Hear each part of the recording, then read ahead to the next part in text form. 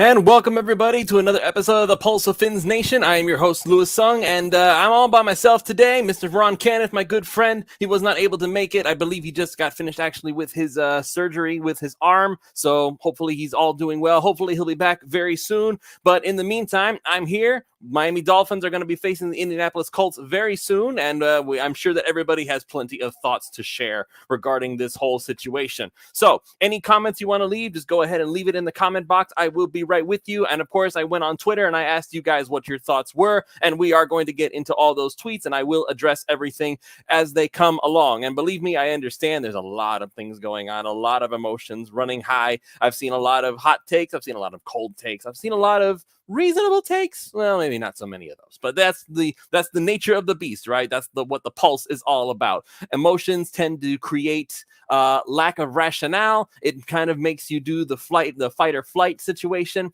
That's why we're here. That's why we're here to vent out our frustrations. That's why we're here to try to maybe add a little extra oomph to our fan base and morale. So we are going to get into all that. But before we do that really quick, I'm just going to go ahead and mention that this episode, of course, of Pulse of Fins Nation is brought to you by Thrive Fantasy. So all you got to do is you just choose the first 10 athletes available out of the 20 guys. Go ahead and pick those guys. Each prop is assigned a fantasy value for the over or on the under. They have a lot of prize money available for you guys to get. Last night, I managed to get at least my money back because I didn't manage to get the big win, but I at least managed to get back what I put into it. So like I said, the worst that can actually happen to you is that you basically get your money back. So what are you waiting for? Go ahead and jump on to Thrive Fantasy. You can use the promo code in the link in the description, and you can just go ahead and rock on there. All right, so we're going to go ahead and get right into the comments. So automatically we have comments coming in from Young Lion 04. Will our offensive line get worse with Michael Dieter on IR? So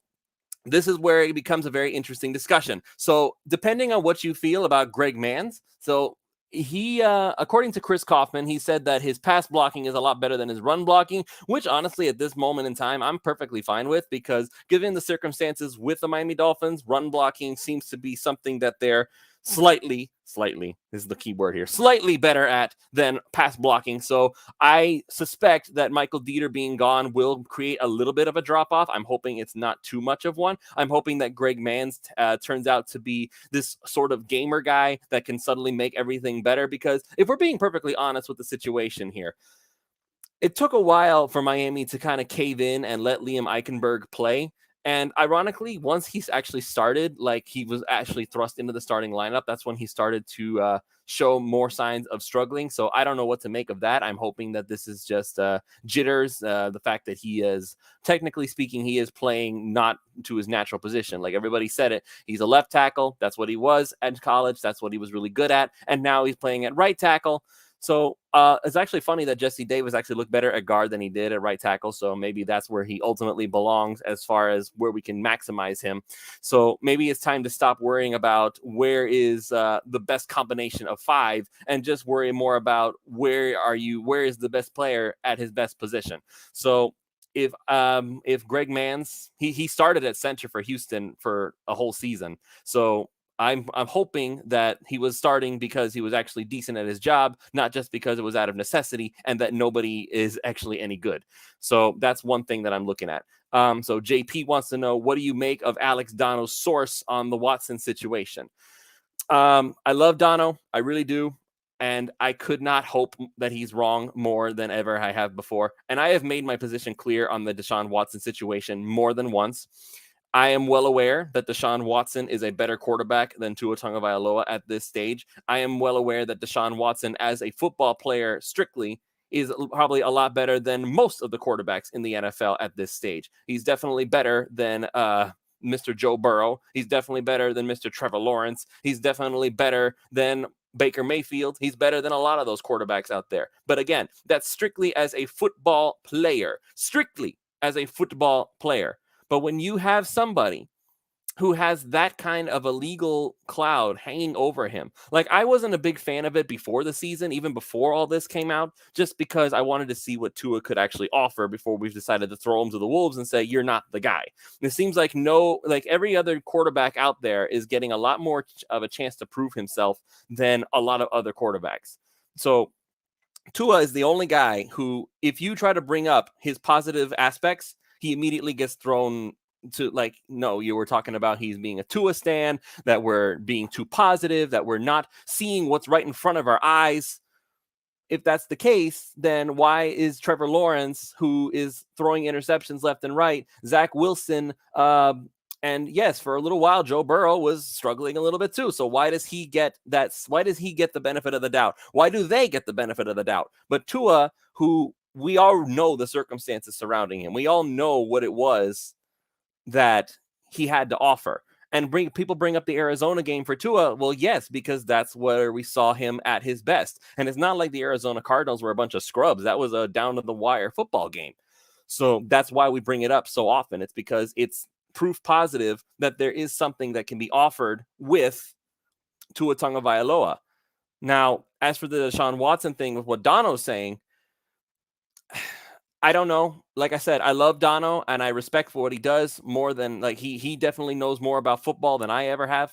But the fact of the matter is that just like we have Jay Glazer coming out, you see Josiah Anderson coming out now. We've seen a lot of guys. We saw Charles Robinson come out. Remember that? We saw a lot of people come out and say that, oh, this deal is almost done. We saw that this is what the compensation they're talking about is. So this could very easily be just more of the same stuff. And I'm not trying to call out Dono. Believe me, I'm not. I think that Dono is a very well-respected person in sports media. It's just that I've heard it before. Like I've heard it before from people outside of Miami. So you see Benjamin Albright. He comes out. Everybody thinks that he's so credible. You see this guy, Charles Robinson from Yahoo Sports. He comes out and says that this is a thing. Now Jay Glazer comes out. Josiah Anderson comes out. So at what point do we finally say, okay, you know what? We're just going to have to wait and see what happens because we keep hearing it over and over and over again that supposedly this trade is going to happen and then nothing does. If Stephen Ross wants, one of our contributors, Hussam Patel, he actually came out on the 5reasonsports.com, which you can go ahead and check out the article there, basically summarized everything going on with the Miami Dolphins. It's very obvious that at this point, Stephen Ross loves the idea of having a superstar quarterback readily available. And basically to heck with all of the legal issues. But there must be if the Dolphins haven't pulled the trigger by now, it's probably because there's something that they're worried about. It's probably something that they don't want to give up the entire farm for because they're concerned that something may not work out. And if you have a concern that something might not work out, then you have to think, why is there a concern? Why are you still worried about it? Is it because you are actually afraid that there actually might be some consequences of this, that there actually might be a chance that Deshaun Watson does not get to just settle this out of court and he goes to jail? Is it possible that it's also a part of branding? Because remember what the Miami Dolphins stand for. They stand for the community. They stand for all the things that are meant to help try to make South Florida better.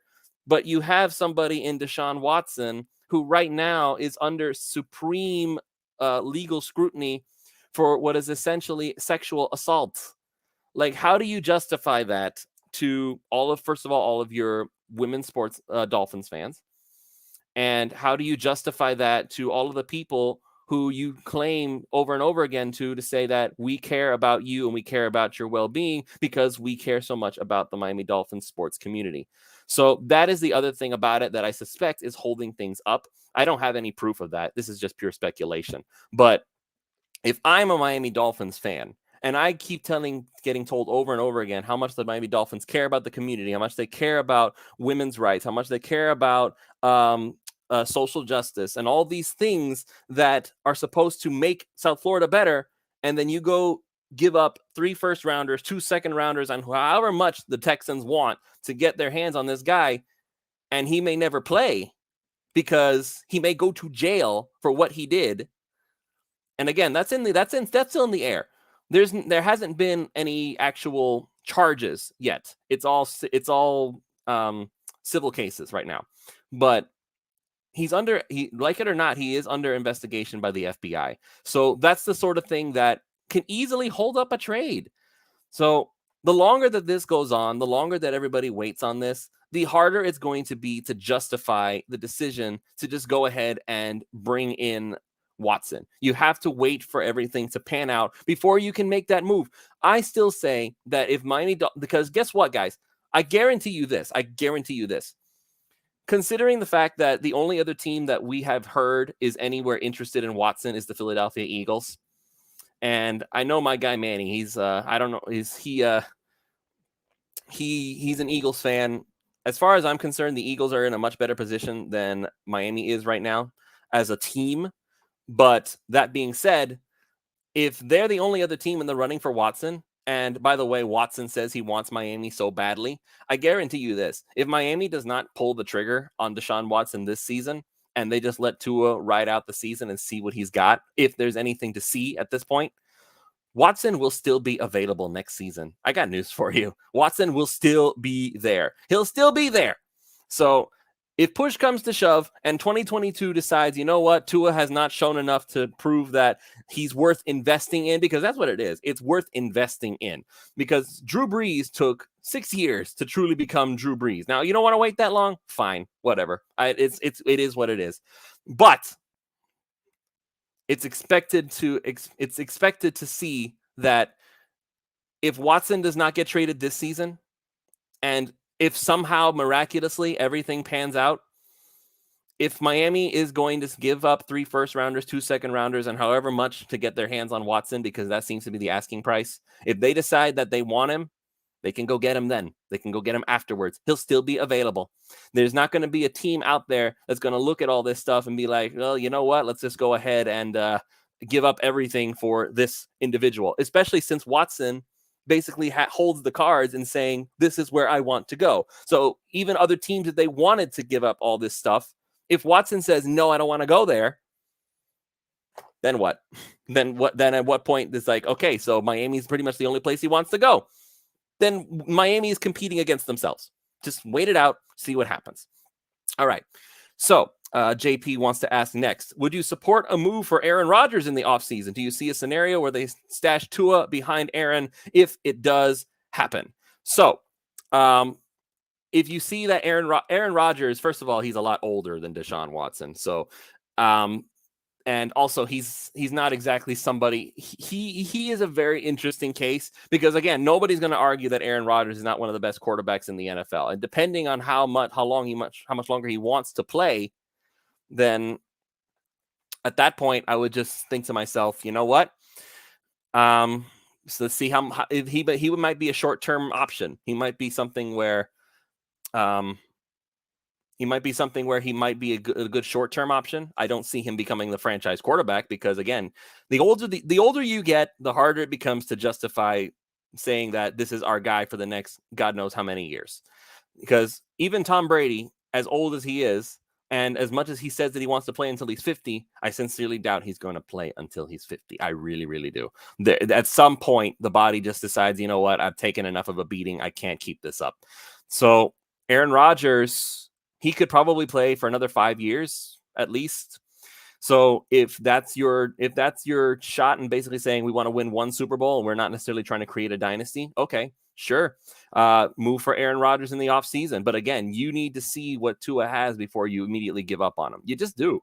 Because if you decide that you want to quote unquote stash Tua, it's very hard to justify. Now that you've gone to Tua, it's very hard to justify benching him on a permanent, let me make that clear, permanent basis at this point. Because before, he was being benched because, he's trying to do some recovery. He's trying to just get his feet wet. Now his feet are wet.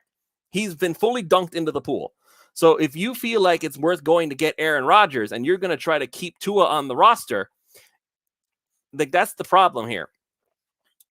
If you have 2 quarterbacks, you have none. If you decide to get Aaron Rodgers, you're basically going to have to get rid of Tua. You really are. You just are. Because you're going to have Tua acting as your backup. You really think that Tua is going to be satisfied sitting on the bench for the next 5 years while Aaron Rodgers does what he does?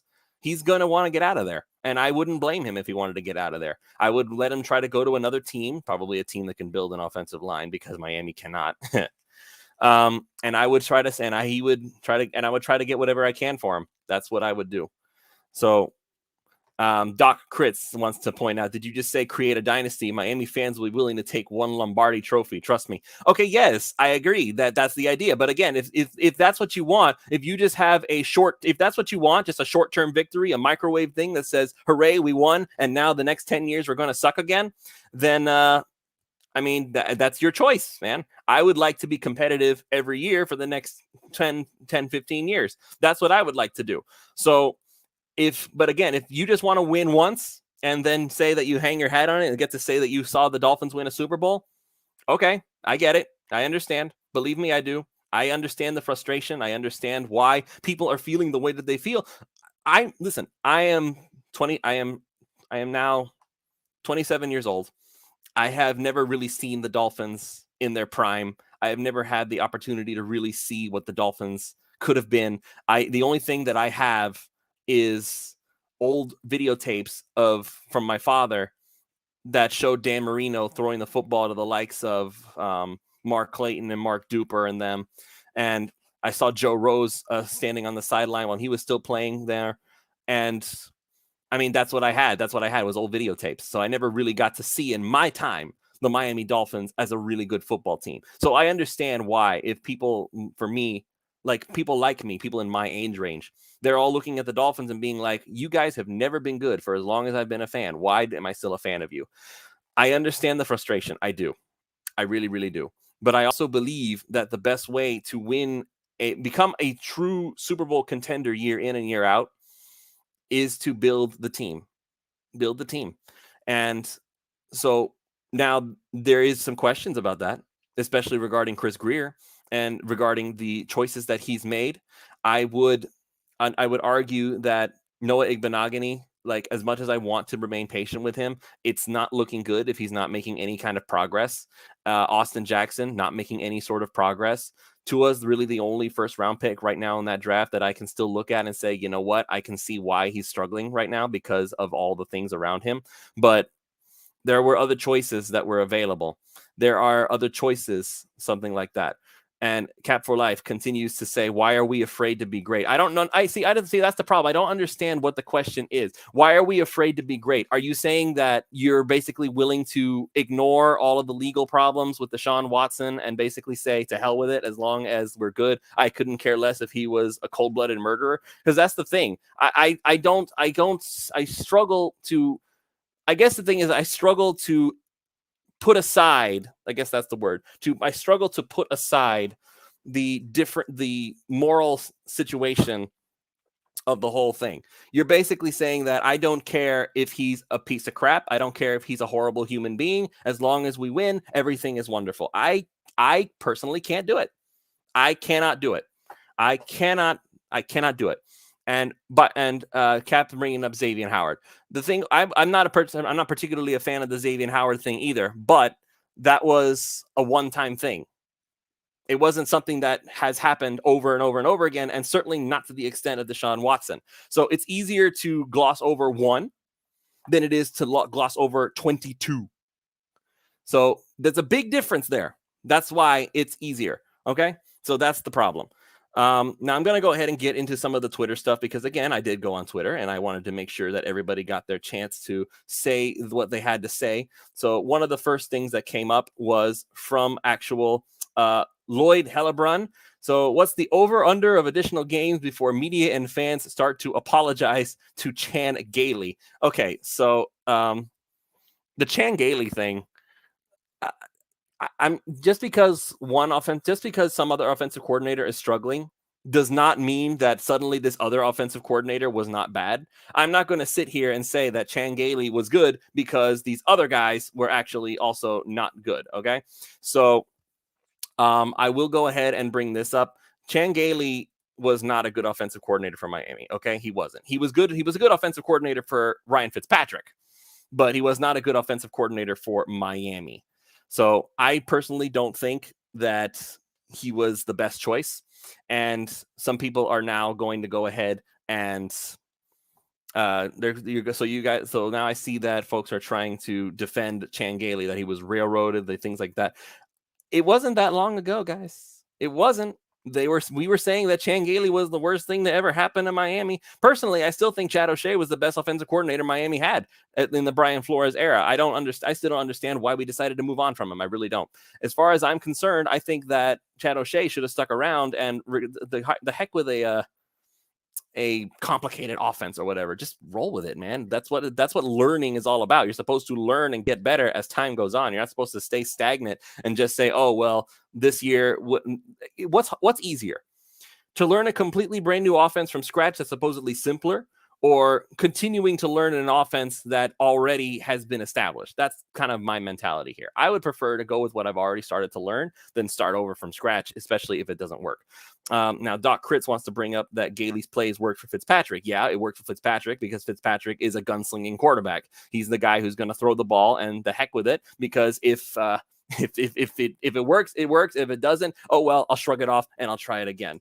So that was the situation there. Now, saying that Tua did not know the playbook, we already kind of established what that whole situation was. Tua was working more on rehabbing, was working more on trying to get his body right, and he was taking mental reps. Let's not act like he wasn't trying his best. So I personally don't think that it's just one of those situations where Tua's not paying attention. People have been, his teammates have been raving about him. They really have. And this is off of reports previously that people were saying Tua's not the guy. Tua's not the guy. Well, now we went from Tua's not the guy to Tua's done a lot of improving. They didn't suddenly just say, oh, Tua's a leader. They just said that Tua has improved in these things. So that, for me, is more believable than just turning on complete 180 and saying that, oh, those things that we were talking about last year, yeah, it's not that they necessarily were never happened. It's just that, well, now he's gotten better. Yes, good. People should get better as time. So I'll go ahead and try to keep that on mind. Now let's go ahead and look to one of the next tweets here.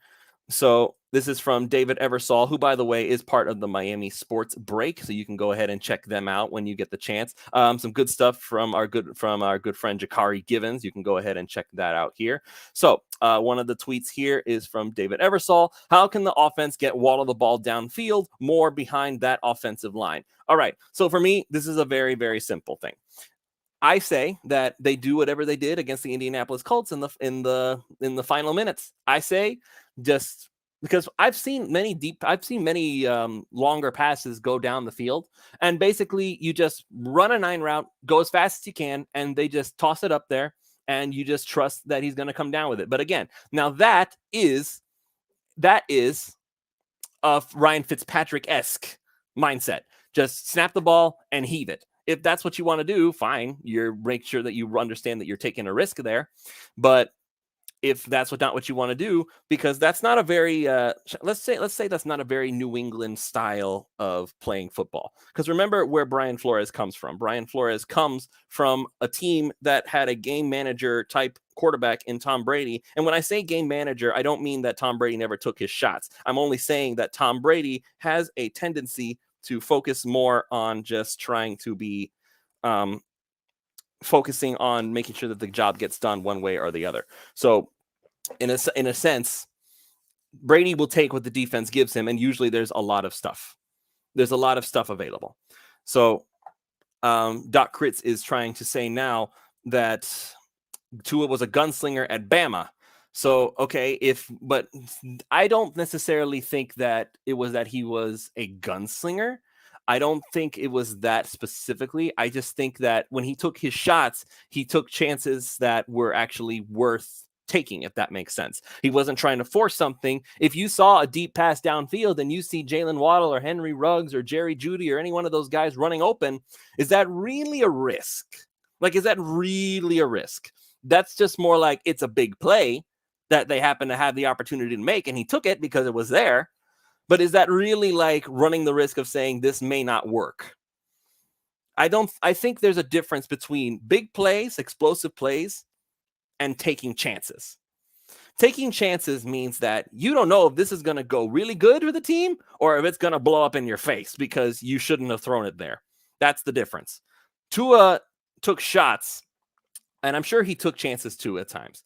But from what I've been told from Ron, and who watched every snap of Tua's while he was at Alabama, and I wish that he could be here right now to kind of talk about this with me.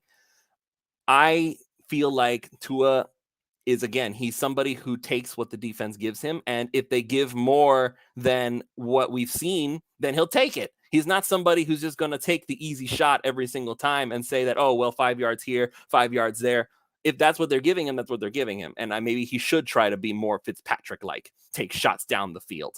So this is what I'm trying to say, is that taking what the defense gives does not necessarily mean that you're just going to take 5 yards.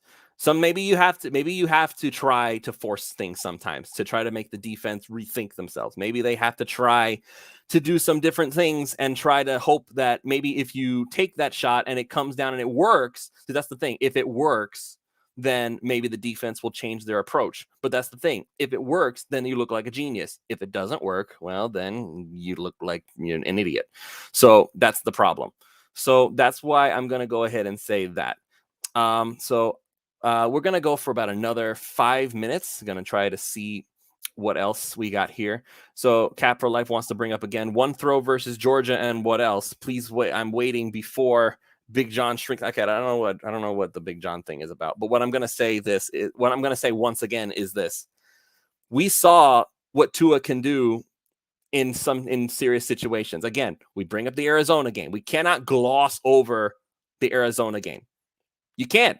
Because if you want to say that all these bad performances are proof positive that Tua is a terrible quarterback, and by the way, bad is not necessarily bad because he himself is bad. Bad being he is bad is seeing Nathan Peterman throwing interceptions left and right because he's just not a good quarterback. Seeing that Tua gets pounded into the dirt because of the same reasons that Ryan Tannehill got pounded into the dirt for the 7 years he was in Miami, then at that point, again, that's why I can't blame Tua. You're looking for somebody who can basically take chicken you-know-what and turn it into chicken salad.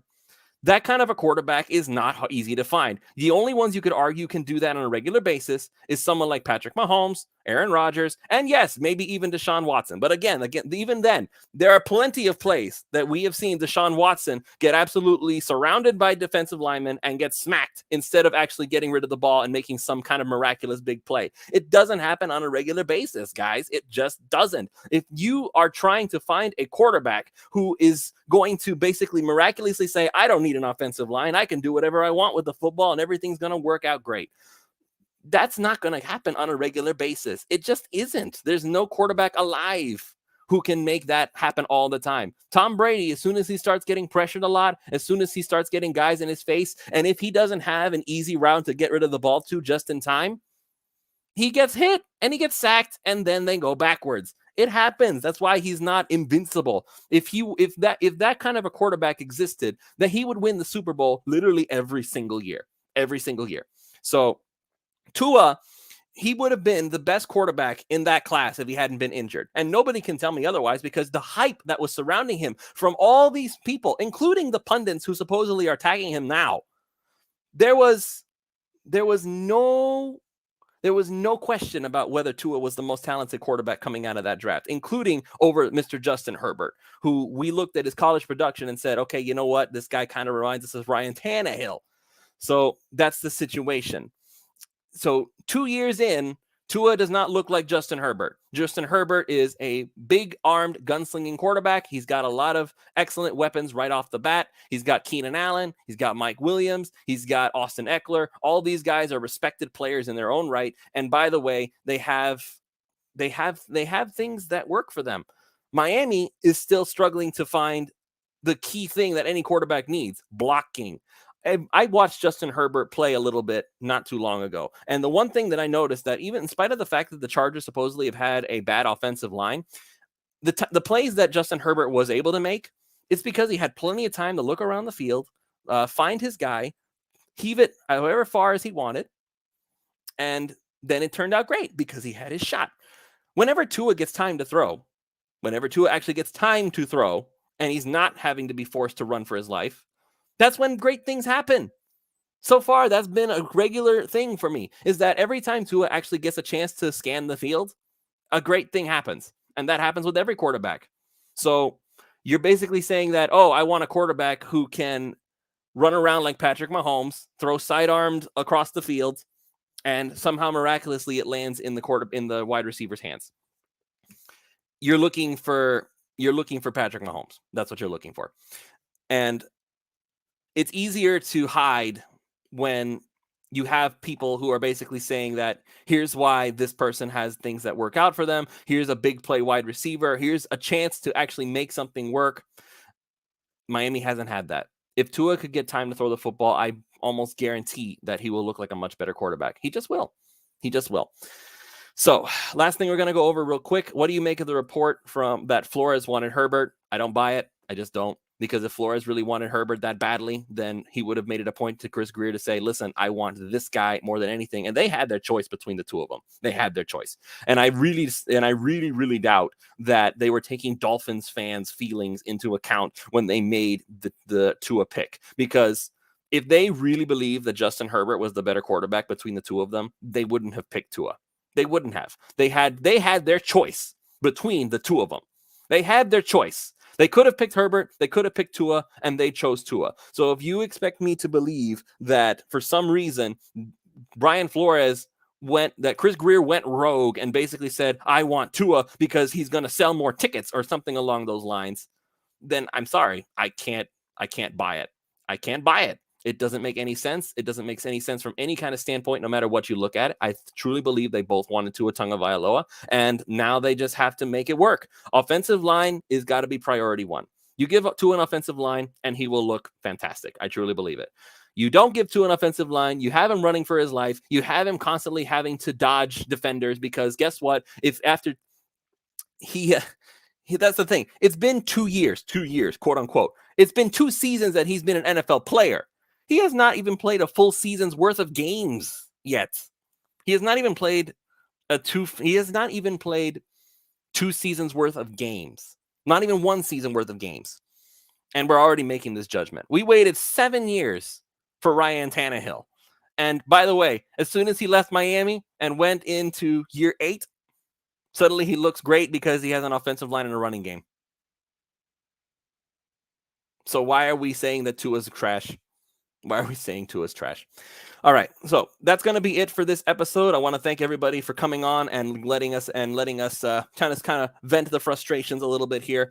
Miami Dolphins will be facing the Indianapolis Colts. Just a quick little preview. Quentin Nelson will be out. Kwity Paye will be out. A lot of the Colts top players are going to be out. So really, Miami has no excuse not to win this game. We'll see what happens with the Jacoby Brissett thing. I remember somebody bringing up the fact that Jacoby Brissett supposedly has the Colts have him all figured out.